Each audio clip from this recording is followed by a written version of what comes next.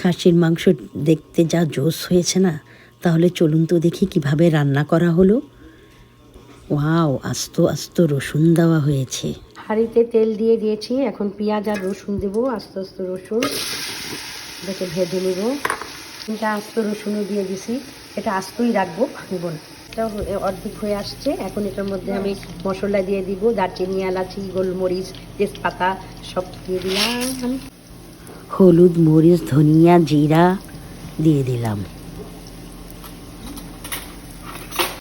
আদা রসুনের পেস্ট দিয়ে দিলাম।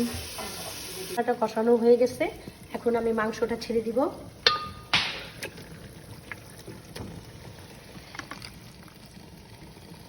এখন মাংসটাকে লবণ দিয়ে মেখে, মশলা দিয়ে মেখে একবারে বসায় দিব, বাস হয়ে যাবে আমাদের খাসির মাংস।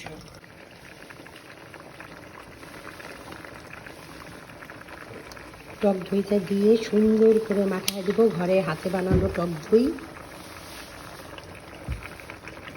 এবার সুন্দর করে মাখায় আর হয়ে যাবে।